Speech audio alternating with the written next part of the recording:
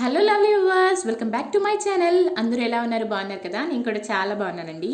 So ఈరోజు మనం ఎంతో రుచికరమైన చీజీ ఆలు స్నాక్స్ చూద్దాము.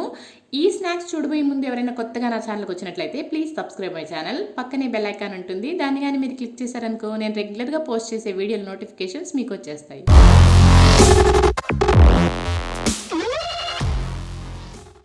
ఒక కప్పులో వీట్ ఫ్లోర్ తీసుకొని అందులో ఒక స్పూన్ బేకింగ్ పౌడర్ వేసుకోండి. బేకింగ్ పౌడర్ లేని వాళ్ళు బేకింగ్ సోడా వేసుకొని కొద్దిగా సాల్ట్ వేసుకోండి. 2 టేబుల్ స్పూన్ ఆయిల్ కూడా వేసుకోవాలి.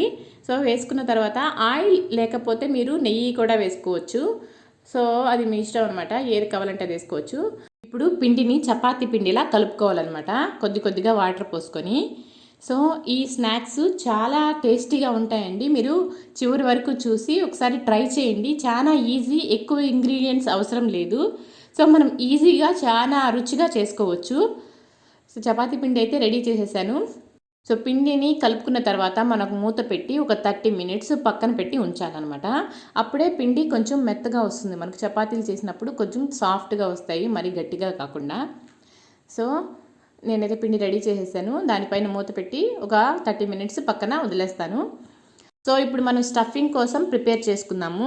ఇప్పుడు కడాయి పెట్టుకొనేసి స్టవ్ పైన దానిలో కొద్దిగా ఆయిల్ పోసుకొని దానిలో మనం కొన్ని ఎండుమిరపకాయలు, అంటే కారం ఎక్కువ తినేవాళ్ళు ఎక్కువ ఎండుమిరపకాయలు వేసుకోండి, కారం తక్కువ తినేవాళ్ళు తక్కువ వేసుకోండి. సో దీనివల్లే కారం వస్తుంది, ఎక్స్ట్రా కారానికి మనం ఏమీ వేసుకోము. సో ఎండుమిరపకాయలని ఆయిల్లో వేసి బాగా వేపుకోవాలి. వేపుకున్న తర్వాత ముందుగా నేను ఆనియన్స్ ముక్కలుగా కట్ చేసి పెట్టుకున్నాను. ఆనియన్ ముక్కలు వేసుకోవాలి. వేసుకొని బాగా వేపుకోవాలి. కొంచెం రెడ్డిష్గా వచ్చేలాగా వేపుకోవాలి, మరీ ఎక్కువ కాకుండా. సో ఈ ఆయిల్లో ఈ ఆనియన్స్ వేపేటప్పుడే మీరు కొస్త సాల్ట్ వేసుకుంటే బాగుంటుంది. నేనైతే ఇందులో వేయలేదు, ఒకేసారి ఆలుతో కలిపేటప్పుడు వేశాను. సో ఇందులో వేసుకుంటే ఆనియన్స్ కూడా సాల్ట్ బట్టి ఇంకొంచెం బాగుంటుంది. సో మీరు సాల్ట్ ఇక్కడ కూడా కొంచెం వేసుకోవచ్చు, ఆలుతో పాటు కాస్త వేసుకోవచ్చు. సో నాకైతే ఇక్కడ ఆనియన్స్ బాగా వేగిపోయాయి. అందులో కొద్దిగా కొత్తిమీర వేశాను. కొత్తిమీర వేసి బాగా వేపాను. సో ఇవంతా వేగిన తర్వాత మనం ఎండుమిరపకాయలు వేపాం కదా, దాన్ని మిక్సీ పట్టుకోవాలి. మిక్సీ పట్టుకొని పౌడర్ ఉంటుంది కదా, అది వేసుకోవాలి. ఏంటంటే ఈ రెడ్ చిల్లీ ఫ్లేక్స్ అనమాట.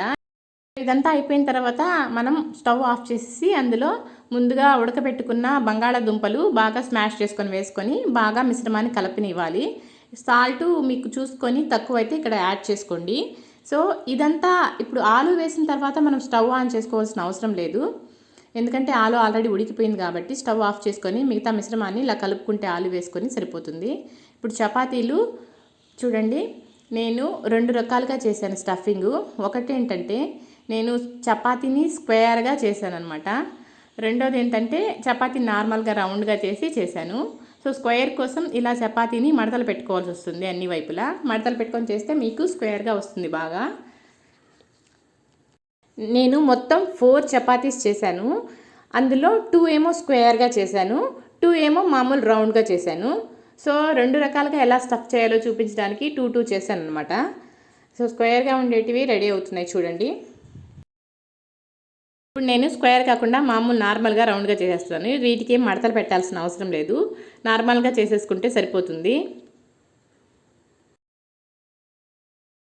సో చపాతీలు రెడీ అయిన తర్వాత మనం ప్యాన్ పెట్టుకొని అందులో ఆయిల్ లేకుండా చపాతీని ముందు వెనకాల కొంచెం కాలనివ్వాలి. అంటే మనం ఎక్కువసేపు కాకుండా కొద్దిగా లైట్గా ముందు వెనక కాలనివ్వాలన్నమాట. అలా కాల్చి అన్ని 4ని అలా కాల్చి మనం పక్కన తీసి పెట్టుకోవాలి. ఏమీ ఆయిల్ వేయకూడదు.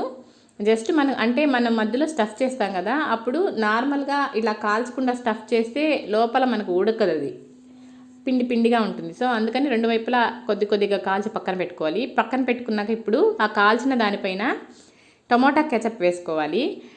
ఇష్టమైన వాళ్ళు టమోటా కెచప్ వేసుకోండి, లేదంటే రెడ్ చిల్లీ కెచప్ కూడా వేసుకోవచ్చు. సో ఇప్పుడు ఈ మిశ్రమాన్ని మధ్యలో ఉంచి దానిపైన చీజ్ని వేశాను. అంటే నేను ప్రాసెస్డ్ చీజ్ తురిమేసి అలా వేసాను అనమాట. చూసారు కదా నేను ఎలా మడతలు పెట్టాను. అంటే 4 వైపులా మడతలు పెట్టి దాన్ని స్క్వేర్ షేప్లో అలా పెట్టాను అనమాట. లోపల స్టఫ్ చేసి చూడండి ఎలా మడతలు పెడుతున్నాను. ఇటు సైడ్ 4 వైపులా ముందుకు మడిచి పెట్టేశాను. సో 2 అలా చేశాను, 2 చూడండి నార్మల్గా ఒక ఫోల్డే వేశాను. సో ఇప్పుడు అన్నీ 4 రెడీ అయిపోయి ఇప్పుడు బటర్ పూసుకున్నాను. నేను ప్యాన్ పైన బటర్ వేసుకున్నాను. బటర్ వేసుకొని ఆ 2 స్క్వేర్గా మడతలు పెట్టానే అవి 2 ఒకేసారి కాల్చేసాను. సో బాగా ఇప్పుడు ఎర్రగా కాల్చుకోవాలన్నమాట. సో లోపల మిశ్రమం అంతా ఆల్రెడీ మనకు ఉడికిందే, ఏ ప్రాబ్లం ఉండదు. సో ఇలా కాల్చుకొని స్క్వేర్గా ఉండేటి ఫస్ట్ 2 కాల్చేసేసాను. తర్వాత ఏమంటే ఇట్లా నేను ఒకే ఫోల్డ్ వేసాను కదా, మనకు హాఫ్ మూన్ షేప్లో వచ్చింటుంది. సో దాన్ని ఆ రెండింటిని వాటి తర్వాత కాల్చేస్తాను అనమాట. ఒకేసారి వేసేసా 2. సో చూడండి, ఇవి 2 బాగా వేగాలి. ముందు వెనక 2 బాగా వేగిన తర్వాత మనం దీన్ని తీసుకొని సర్వ్ చేసుకోవడమే. చాలా టేస్టీగా ఉంటుందండి. ఆలు మాత్రం లోపల స్టఫ్ చేసింది కారం కారంగా, చాలా చీజీగా, చాలా టేస్ట్గా ఉంటుంది. మీరు కూడా తప్పకుండా ట్రై చేయండి. ఇలా ఈజీ ప్రాసెస్సే, చాలా టేస్టీ కూడా. పిల్లలైతే చాలా బాగా తింటారండి, అస్సలు వదలకుండా తింటారు, అంత టేస్టీగా ఉంటాయి. సో మనకు చూడండి రెడీ అయిపోయాయి 4. సో వీటిని మీకు నేను కట్ చేసి చూపిస్తాను ఎలా ఉంటాయో. సో ఇదొక షేప్లో, ఇవి ఒక షేప్లో ఉన్నాయి. రెండింటిని నేను మీకు కట్ చేసి చూపిస్తాను. సో ఇప్పుడు చూడండి, ఇలా ఒక ఫోల్డ్ చేసినవి మధ్యలోకి నేను కట్ చేస్తున్నాను. సో లోపల చీజ్ వేయడం వల్ల 2 సైడ్లు అతుక్కొని ఉంటుంది. నేను ఇలా ఒక ఫోల్డ్ చేసిన వాటికి ఏం చేశానంటే కింద పైన రెండిట్లో చీజ్ వేసానండి. సో అప్పుడు 2 వైపులా అతుక్కొని ఉంటుంది చూడండి. పిల్లల కోసం నేను రెండింటిని చూడండి మధ్యలో కట్ చేసి స్మైలీగా కెచప్తో డెకరేట్ చేశాను. ఈ వీడియో కానీ మీకు నచ్చినట్లయితే ప్లీజ్ లైక్ చేయండి. లైక్ చేసిన వీడియోని షేర్ చేయడం మర్చిపోవద్దు. మళ్ళీ కొత్త వీడియోతో కలుద్దాం. అంతవరకు సెలవు, బాయ్.